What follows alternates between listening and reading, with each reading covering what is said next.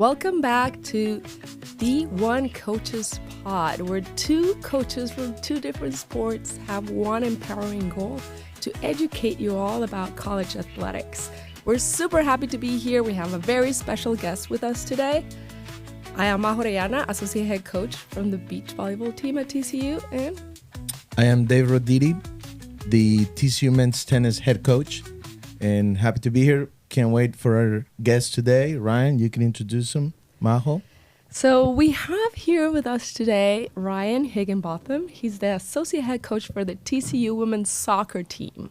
And we're going to talk a little bit about TCU women's soccer. They had their first NCAA tournament appearance in 2016 and then 7 consecutive appearances after that. 3 Sweet 16 appearances in 2020, 21, and 22. Big 12 championship they won in 2020, and they had top 10 recruiting class several times. They develop really good pro talent as well, and consistent national rankings. Top number 3 was their highest national ranking. So we have Ryan here with us. He grew up in Dallas, Texas, so he's a local, not like us, but you know. He played college soccer at Furman University. He was named Conference Player of the Year in 1996. Played professionally in different teams, so that's awesome. Started coaching in Furman and then at Akron University, and then he was here at TCU in 2012. He helped TCU make his first NCAA appearance, and also he's very well known for recruiting. So, hi, Ryan. We're so happy to have you here. Yeah, thanks for having me. Looking forward to a good hour of conversation with you guys. So, welcome, Ryan. Thank you. I don't know if I just didn't hear it, but also coach at the club level with the Texans, one of the top teams in the nation at the club level, high school level type. So we'll talk about that as well. Yeah, for sure. I've had both sides. Good. Okay, so let's start and let's talk a little bit about TCU women's soccer. Yeah, TCU, we got here, Eric and I got here in 2012. Jokingly, we always tell people that everybody said you guys rebuilt the program, and we humbly say it was a build, not a rebuild, because it was in a tough spot when we got here, and had some great kids when we got here, and have worked really hard over the years to build it up to where now I'd like to say we were a perennial Big 12 favorite and national competition and things like that. So had some great players, some great coaches that have come and gone with us and are still here with us now. But it's been a fun ride. It's been a really fun ride. This will be year 14 coming up. So never would have thought we'd been in the same place for 14 years, but 14 years now into it. So it's been fun. It's been a lot of fun. TCU's a great place. It's been a lot of fun. So. Yeah, I feel like it's always a great sign when you see the coaches stay together for so long. That shows stability and consistency, and you came together and you're still we came together on he got hired, and then he was talking to me before he obviously officially got the job, and then he hired me. I guess I always say I'll be the same day basically. He did his press conference. I came over in the old basketball arena for his press conference and met Chris Del Conte that day, and then away we went from there. But yeah, 14 years. Eric and I are really close friendship. We really are good balance for each other. I'm sure you know him. Obviously, he's much more quiet. I'm probably a little bit louder, but we do a really good job of balancing each other and working off each other. And hopefully, through 14 years, we found what works. Hopefully, so. No, and well, our offices are in the same building, not David's, but us are, and we cross paths a lot.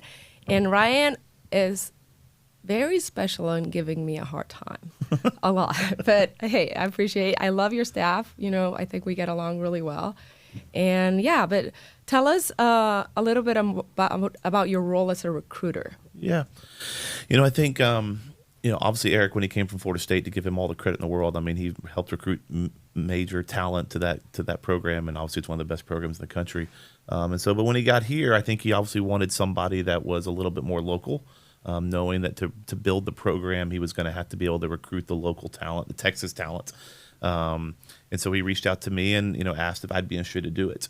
I'm a really big believer that in recruiting, relationships are a big deal. I think personally that relationships are how you get in the door, how you get on the phone with these kids and whatnot. And so I think that's one of the reasons why Eric hired me, because I knew most of these Texas coaches. The Texas club soccer scene is a very tight-knit group. I'm sure like it is across the country in every sport. But in Texas, if you don't know these guys and girls and coaches and whatnot, they kind of look at you as an outsider. And so that was one of the reasons why he really, I think, hired me to start with. And then also being on the club side for as long as I was, I had connections with all those guys. I'd been on the sidelines with those guys, coached against them, won games, lost games. And I think it earned their respect about, being able to be coach players and develop players. 'Cause I think at the youth level, there is a lot of development at the youth level. More so there than you get to college, and then more so as you get to the pros. But the youth level, when you're taking a 14-year-old, turning him into the college kid, it's a lot of time and development. And I think that's one of my strengths. So yeah. So. Yeah, I think I have a similar background. I coached club before I came here. And yeah, those relationships with not only the club coaches, but also like the whole community of your sport, right? The parents, the kids, and they know you differently, right? It's not that huge, how do you call it, like barrier as like, oh my God, like college coach, like you've been there with them. So I think that helps a lot. That has helped me a lot in recruiting as well. Yeah, I think it helped us also in the beginning because, we obviously get a higher level of player now than we did 15 years ago, 14 years ago. And so being able to take those kids and develop them into what, they end up being, I think is a huge benefit in the college world because, at TCU, we weren't getting the ready-made kid. We still don't get the ready-made kid all the time. And so I think being in the club world, you have to know how to coach and you have to know how to develop kids and say, okay, that kid is a good player, but I think she can be even better. And I think that has helped us along the way get to where we are because, we unfortunately aren't Stanford. We don't get the ready-made national team kid every time. We have a lot of kids that have got there. It's going to go out next week. We have a kid that got called into the U20s next week. And then we have another kid that got called in as well, and she got hurt. And so, so we're getting kids in those programs, but they weren't that level coming out at 16 years old, but they are at 20. I think that says a lot about what we're doing at TCU. So. When you how does it work in tennis? We'll go to national tournaments and competitions, and it's very individual, so it's easy to tell who beats who, and that tells you how good you are. How does it work for soccer? Where do you go see sort of scout? Where do you do the scouting, and then I'll ask you about what is it that you're looking for when you do that? Yeah, so we travel to the big major tournaments. Just like you guys go to tournaments, we go to tournaments. And it's called the ECNL League. ECNL is the major league. There's another league called the GA. And I guess the ECNL is one, and the GA probably be considered the second league. And so we go to all their events throughout the season. And then we're going to look at clubs where we have contacts. Because the reality is in the club soccer world, if your coach isn't saying, hey, TCU is a good place to play, then it doesn't carry as much weight as when you're looking to talk to that kid. I mean, so it's those connections with those clubs that are our friends or whatnot, and that also have sent kids to us before. So we're going to look at those teams specifically and those clubs to start with, and that's the best clubs in the country. But people a lot of times will say, well, why don't you look at a kid from Rhode Island? I'm like, well, I don't know anybody in Rhode Island, and you look at TCU's demographic also from a student population. California, we get a ton of California kids just coming here regardless, and so we're looking at where the TCU student population is, and then where our connections are, and then we go watch those teams, quite a few times, and kind of go from there. So would you advise a listener out there in North Dakota? I don't know how much soccer there is in North Dakota, but pick a random state. Yeah, exactly. Most random. If you're probably not going to be going to their tournaments, but they're super interested and they believe they have the level, they can email you once after their sophomore year. Is that correct? So they can email us at any time, but yeah, we can't respond to them until after their sophomore year. Yeah, right. Yeah, June 15th. June 15th. Same as tennis. Same as. Yeah. Okay. All right. What are you looking for? You probably get a heads up from the coaches. Hey, you got to watch this girl, somebody you might be interested in. So you kind of start with that, a little bit of somebody who's been contacting you, and then take us through that. Yeah, so the way it starts off on is you just literally are throwing out a wide blanket of all the clubs in the country that typically produce the best players, and you start with that wide net of just watching. And we're watching. We're going to get ready to recruit the 2027 class hard again, but we've already been watching 2027s as you were doing the 26s, and even some special ones when you were doing the 25s. And so you start off with that net of players, and then you go talk to the coach and say, hey, hey David, like what do you got for me? And he's like, hey, listen, Susie's really good. Susie's also families from Texas. And then you're like, oh, okay, hold on here. Let me go research that a little bit. And so, that's where it starts. And then from there, as you're looking at your wide net of players, what we're looking for in a player is, we're trying to compete at the top of Division I. And so we want the most athletic kids that can also play soccer. And if the athleticism is here, the soccer is down low. You're trying to find that balance of how athletic, how good at soccer as it can be. And we play a very technical brand of soccer. We probably possess the ball more than most. And so you guys have been to our games, and we pass the ball. And a lot of teams are more direct. And so we also have to have you be athletic. But if you can't control the ball, you can't play at TCU. And so we have to balance that. Yeah, she's really athletic, but she's not good enough on the ball. So we got to find that balance as best we can. And sometimes we hit it good, and sometimes we miss. So, cool. And then, so talking about your team, like it has had a lot of success lately, right? How do you balance the recruiting talent and building a culture? Yeah, we all are looking for that, right? And I think if we could be perfect at it, we'd all would be, making a lot more money than we're making now. Yeah, you're making more than we are, just for the record. I don't know about that. I don't have one of these trophies that you've got right here. So that was just a bonus. That doesn't help the overall. I think culture, we're fortunate that we have good kids. I think it all starts with good kids. Culture is something that you work at all the time. And I think that you guys will know this as well. And, parents ask us that question. And, one of the things that I'm very open in saying is that culture is not a straight line up. It takes dips. And I think understanding and respecting as a coach that, hey, our culture isn't going to be perfect all the time, and that's okay. But when it's not, reevaluating and looking to be like, hold on here, why have we taken a dip right now? And those coaches that are like, no, we're fine. Well, then you wake up one day and you're really not fine. And we've had a couple of years over the past 4 or 5 years where we've had to, bring in, just step back and be like, okay, hold on here. Why have we dipped a little bit? And be very open and honest right now, saying, hey, we're Eric and Mary, we all work with here. Yeah. They're coming here in 2 weeks to make sure that our culture and that our relationships are still improving. Because we easily could say everything's fine, and it's fine, but it can be better. And so we work at that all the time. And I think that when you're recruiting kids, you're asking those questions, but the coaches are always going to say the kid's great. I mean, how many times do we talk 100%. To a coach and they say, oh, that kid's not? I mean, they don't do that usually. And so you try to watch, you try to listen, you try to make sure they're listening to good music when they get out of the car and those kind of things. But when they get here, you're hoping that your culture is strong enough to just kind of bring them into it. And so, I'm not a very big believer that say you can find out everything about a kid when they're recruiting them, because you just can't. But you can ask as many questions you want. You still some still fall through the cracks. But when you get them here, can you help them grow up and help them be part of what you're doing, for sure? So, are there some red flags that you would stay away from in the recruiting process? What are the biggest things that you can think of top of your head? I guess top of my head, the first thing comes to mind when you ask that question is, is really trying to balance parent involvement. Trying to really, that's not to say that the parents that are listening that we don't want you involved. That's not what we're saying at all. But, is the kid making the phone call? Is the kid answering the questions when you're talking to them?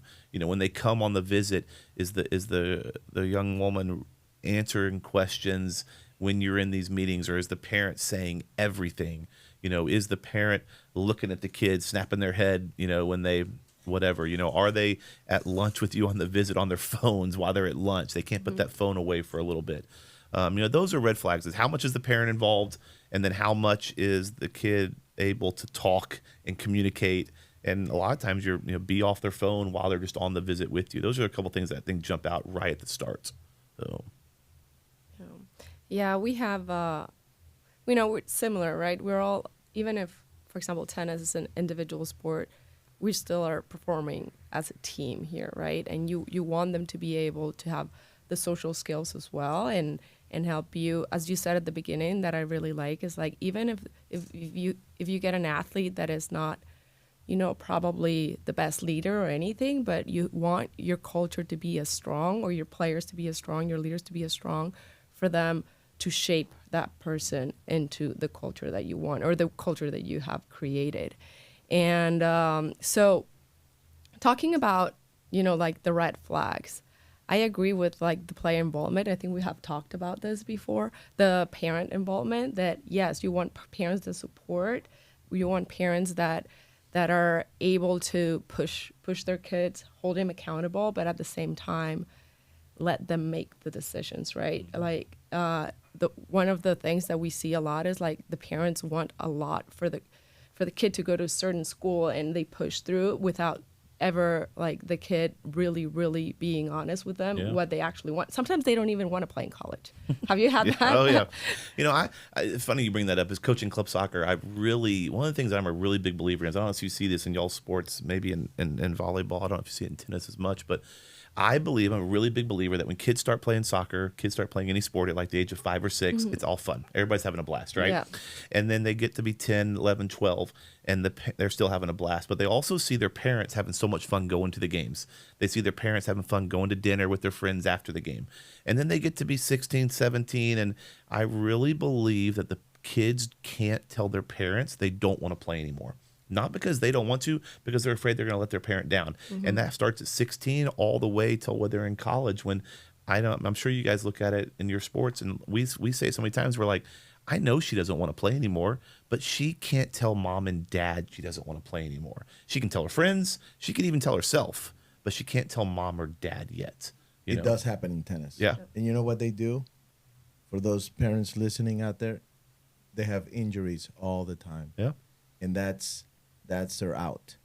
Yeah. So when you see injuries all the time out of random, occasional, or that's a way to not play, but you don't get to disappoint mom and dad. You're not quitting. You're just hurt. Yeah. You're just hurt. So Right. it does happen. I think it's interesting because I think that parents that can look at their kids and say, hey, it's okay if you're not going to play, and really be sincere with that. I mean, I have a son who played soccer, and every year I was like, Braden, you don't have to play soccer if you don't want to. And it took him a couple of years to finally realize, like, Dad's real. Dad's okay with that. And then if they find their own thing, they're going to find their own passion and their own love. But I played in the pros. You guys have all great careers. Sports ends for everybody at a certain age. Some people it ends at 6 years old and they want to go off and do other things. For some it ends at Tom Brady, it ends at 40. But it ends for everybody at a certain point, and that's okay. It's owning it and being okay that things are fine. I'm ready to do something else, and that's really healthy. But I think kids really struggle with that a ton. So you're looking for that in the recruiting process. Love. How much do they love tennis? How much you love it. Yeah. Yeah. The way they compete. Yeah. Yeah. How many scholarships on the soccer? What's the maximum? Before, I know we'll talk about that. Yeah. So before it was 14. So it's 14. Yep. And now with the possible new rules with NIL, April 7th, we'll know the roster limits. Yep. How many? 28 is our roster limit now. Wow, so double. Yeah. And you can give up to 28 if your school gives the 28 Yeah. scholarships, which I think for all the parents out there listening, the roster limit is not the actual scholarship number for 90% of the schools out there. I think a lot of parents are starting to feel that just because you have a roster limit, everybody's going to get full scholarships, and you're not, especially in soccer. What do you think in we can talk about the power of 4, the SEC, the Big 12, the Big 10, and the ACC. Is there a number that you would say on average, or everybody's still trying to figure it out? I think everybody's still trying to figure it out, and so anything I say is just what we hear. I hear that the SEC is going to go pretty close to 28 for most soccer schools. The Big 10 I hear is going to go that way as well. I I think the ACC and the Big 12 are going to be definitely based on what your school wants, what sports they want to support. Is what we're hearing. Right. So the point I wanted to make, so you have, how do you know, and this is for parents, I feel that many times the goal, you see that a lot in the women's tennis, is the scholarship. Yep. And then once they get the scholarship, now what? Yeah. How do you, and that's not a good thing for a coach. Because if that was your whole goal, and now you got it, you know what, we all know what happens. Yeah. All of a sudden the motivation, the inspiration's not there, the commitment. How can you tell?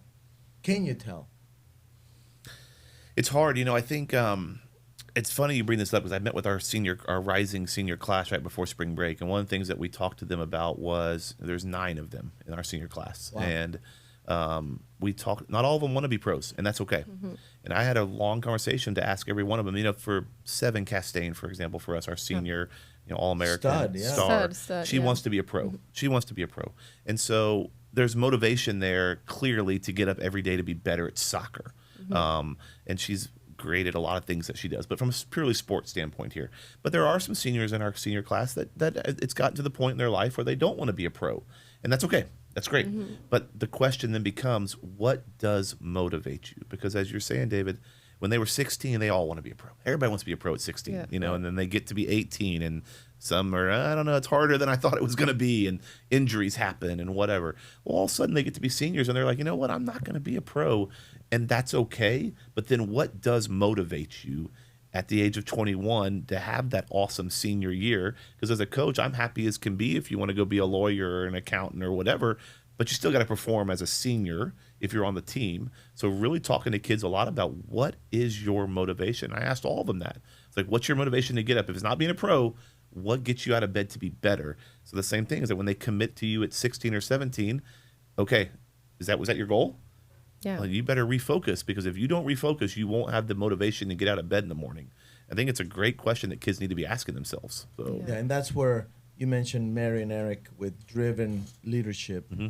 We all work with them, men's tennis program. You know that. You Yep. work with them for a long time now. I think since 2016 or so. Yeah, Eric and Mary take the credit for us making the NCAA tournament. So yeah, that was our first year. Yeah, I remember that. And I took credit because I introduced you to them. good. So, Very good. To and then us. beach volleyball also works with them, and that's all. This is part of what they do. They Yeah. help sort of keep that culture. What is it? What's the theme this year? What's the goal? You have 9 seniors.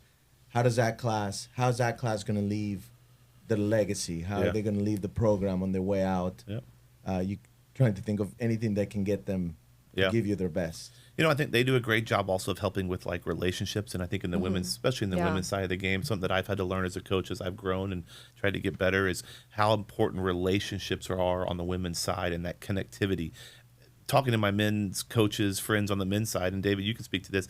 I'm told that in the men's side, compared back to when we played, that the relationships are a lot more important back than when we played. It was go win.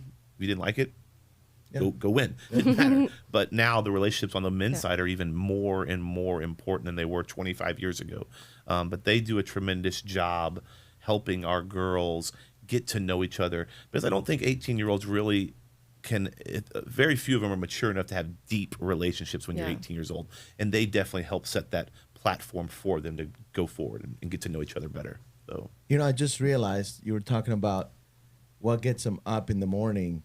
In college is actually what gets them in the bed at a good time Yeah. at night. What motivates Yeah. them Yeah, exactly. to get in the bed at a good time so you get a good night's sleep so you can perform the next Yeah. day. It's not so much that waking up. I just Yeah. realized that Yeah, for sure. in college is what Yeah. gets you, before 11 o'clock Yeah. in your bed. I don't know if I ever went to bed before 11 in college. I don't. Yeah.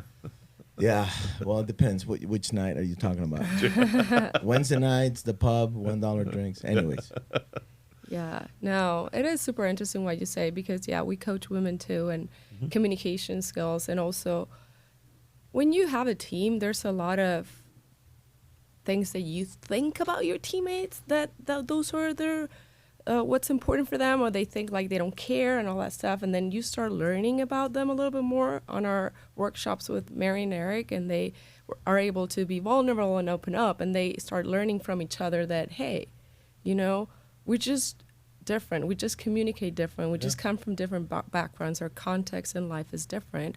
And then the team comes together, right? But yeah, it's a lot of work. It's not easy, right? Mostly with a bunch of girls. How many girls do you have on your team right So now? right now we've got like 24, I think, on the team currently. 22, no, 22, I think, right now currently Yeah. in the spring season. But, especially being a guy, Maho, like, coaching women, I've had to Yeah. grow and mature and change and learn and listen. Doing these meetings last week that I'm talking about right now, at the end of them, I would always ask them, like, hey, what else can I do to help you? Like, is there anything else I can do to help you, be successful? And every single one of them to a person says, just sitting down and talking to us, Ryan, that's what we need. Yeah. And I'm like, it makes me remember, you got to do that. It's important to them. It's important to me. And I feel better leaving those meetings because I know them better. Because I'm a passionate, intense, Yeah, you are. loud.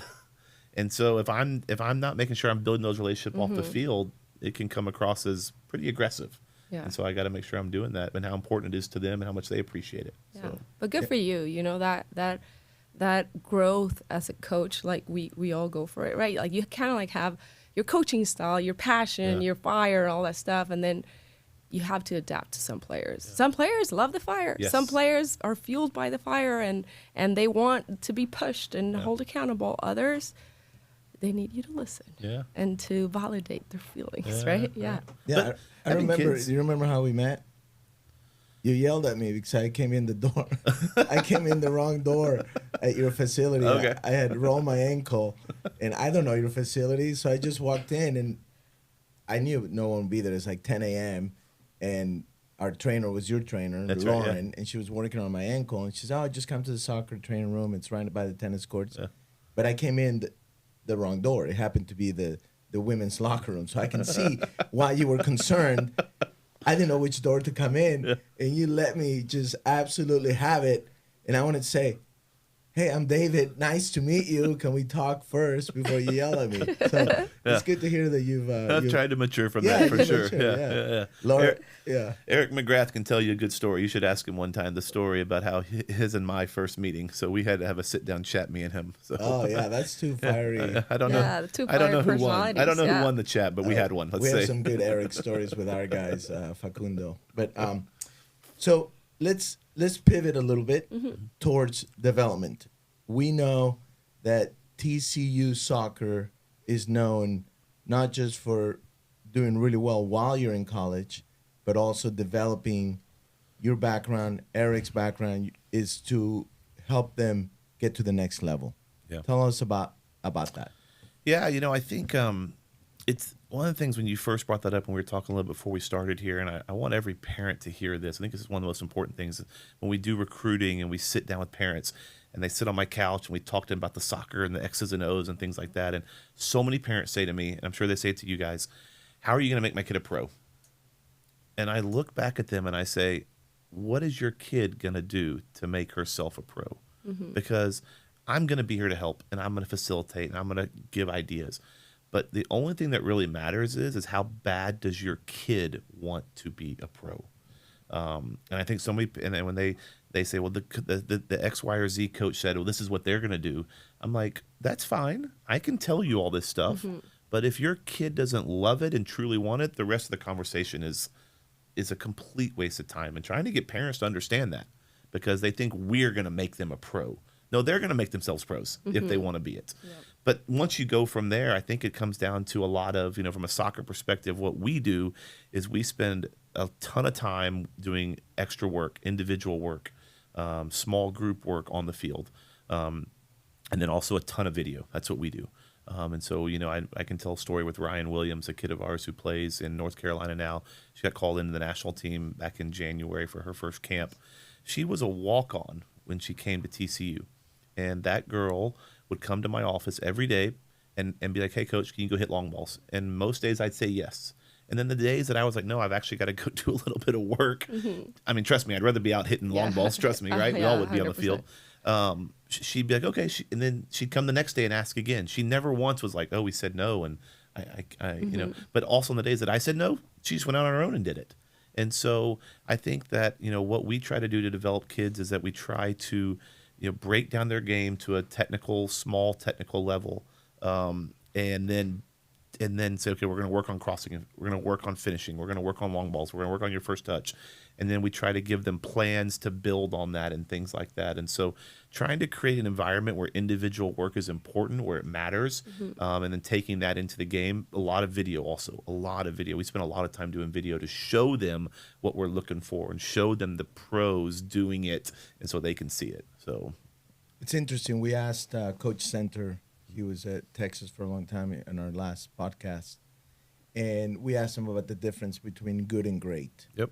And it sounds like the way he described what you just said is, what are these players, in this case the girls, what is she doing? What's Ryan Williams? What is she doing when you're not watching? Yep.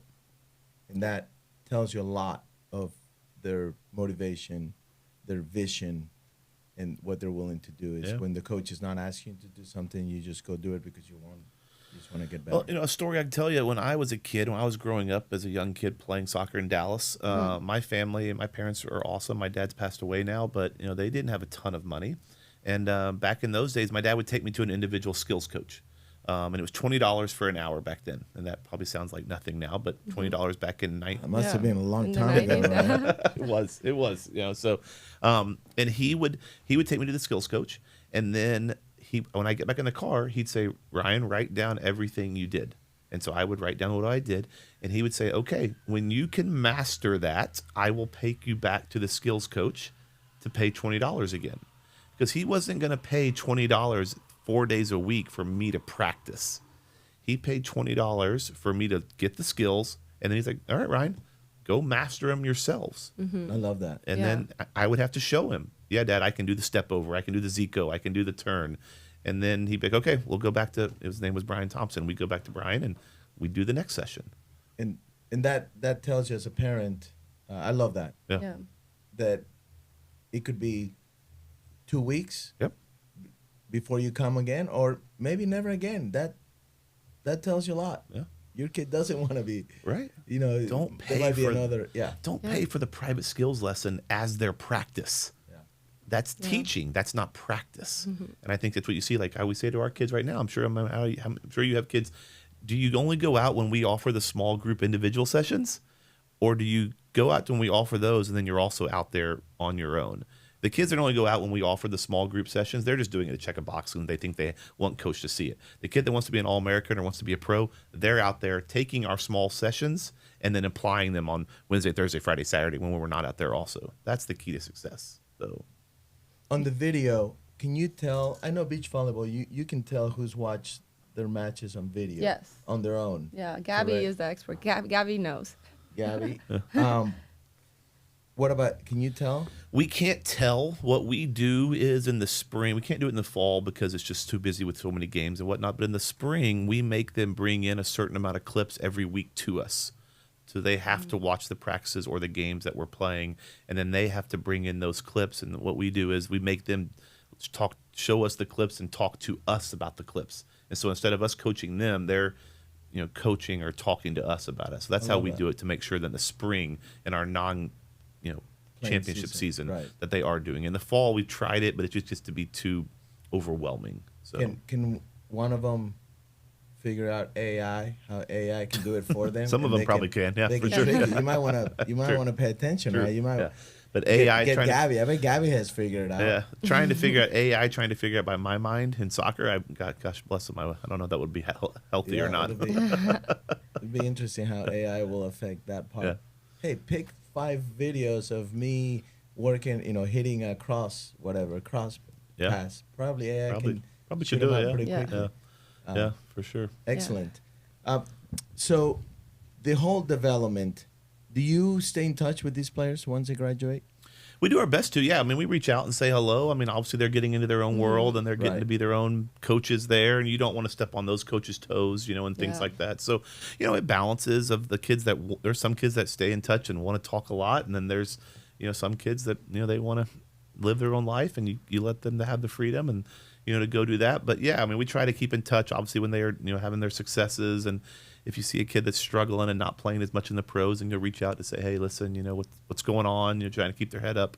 Try to find the balance of just. I mean, they're adults though, so they're out, Yeah. they're living their own life at that point. But yeah, we do stay in touch as much as we can. Yeah, so Good. Because sometimes I see them come back, and it's really cool to see yeah, them. it's fun. You know, I kind of, it's not that I have a relationship with Emily, but like, Yeah. I really, you know, the Spanish and everything, and Mexico. Yeah. David's from Mexico too. So That's awesome. we follow her along Yeah, a little she's- bit. And, you know, you have Messiah Bride, who did amazing. She's doing pretty Yeah. good, right? Yaz Ryan is a regular in the U.S. national team now. I mean, I wish I knew the number of how many programs have had kids represented at the national team level. It can't be a huge number. And to say that TCU soccer has a regular in the U.S. national team, that's Yeah. She was a walk-on. no. Yaz wasn't. Yaz was a star. Yeah. Okay. The minute Cool. she got here, Yeah. but Ryan Williams was, and she's Ryan been called in. I remember Yeah. she was really fast, right? Yeah. I remember. Yaz or Ryan? No, Ryan. Ryan was super fast. Correct. Super See, fast. I remember. I Yeah, pay yeah, attention. very good. I'm gonna get 15, number 15, maybe. I can't remember. 14. Seven, It was 14. 14. Okay. Yeah. I was close. I was Yeah, close. it was one of those. Yeah, but Yeah. no, Yaz was not a walk on when she got here. She's a star. I mean, Yeah. a star. So Since you mentioned Emily, a goalkeeper, a superstar in Mexico, Majo, you wanted to talk a little bit about the international Yeah, just part of recruiting and players. what are the challenges in women's soccer to recruit international or even like young players to playing college? yeah, I think the international scene has definitely changed in soccer over the past, probably since COVID. I would just use that as a benchmark, really. Before, there were so many international kids that were wanting to come to America to play because, our college system was better than their pro development system. It just was. But as following the investment of all the countries around the world into women's soccer to compete with the U.S. That has now filtered down into the pro systems to the the Chelseas, the Man Cities, the PSGs, the Barcelonas, Arsenals, all the pro teams in Germany and whatnot, and so Scandinavian countries. So it's getting harder because there's so many. Their pathway to the pros in a lot of ways, because it's now mimicked the men's development. It's maybe better than what we can offer in college in Europe because they can play year round. They can train with pros year round. There are a lot more financial investment. So these kids are not coming to America as much as they used to. And so that pipeline has, I'm not going to say it's dried up, but it's definitely not what it was one day, years ago. So yeah, that's gotten harder. We don't use it as much, for sure. So do you think that young girls are coming to play in the U.S., their level is not as high? Like international. I'm talking international. I think that they're still good players, but I think the majority of the best players are staying over there. So, it used to be, I'm thinking about our first years here, before COVID time, we probably had an international on our team, one or two every season probably. And we don't have them now. Yeah, I haven't seen. We have yeah, a I haven't Canadian watched it. coming this next year. But we haven't had an international in a while, and I've been to Europe, and trust me, I love going to Europe on a recruiting budget. Yeah. But we just haven't had as many players. Interesting. Just haven't the number of kids over there.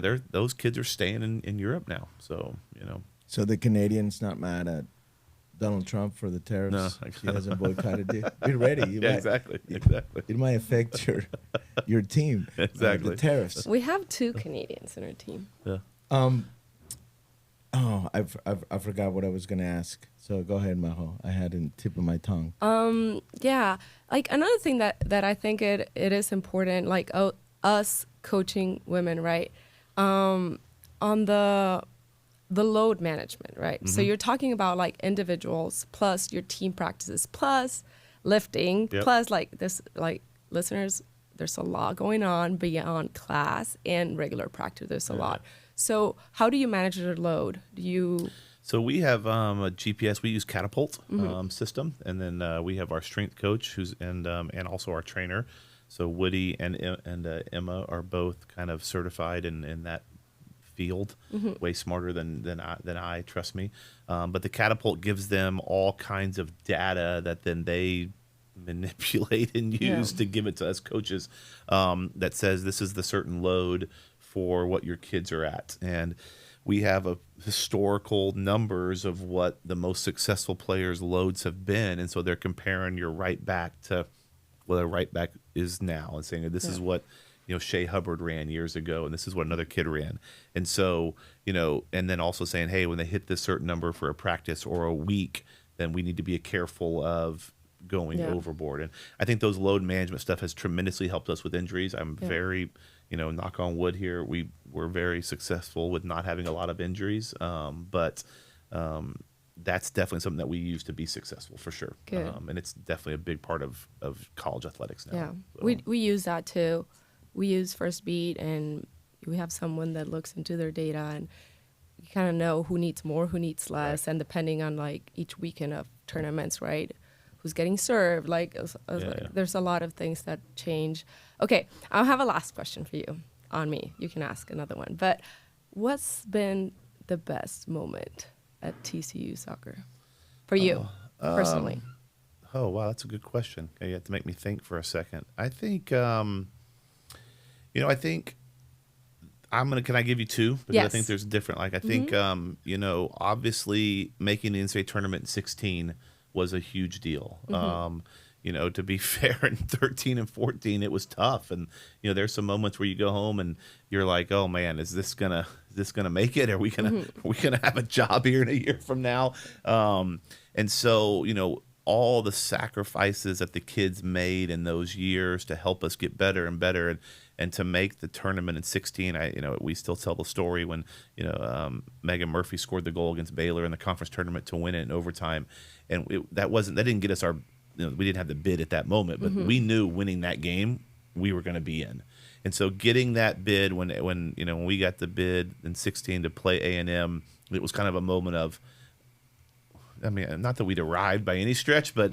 okay, we're in the big time, and that was awesome.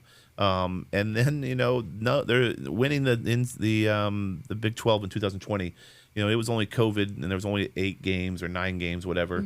But winning that, everybody played each other. So from the Big 12 standpoint, it was all equal. And to win it that year, those two moments stick out more than anything, because trust me, when we were in 2012, winning the Big 12 was never wasn't even on our radar. And I remember specifically, hugging the coaching staff in 2020, winning that, and seeing all those kids, all the sacrifice they put in 2020 with COVID and masks and testing and everything, what they gave up to win for the program.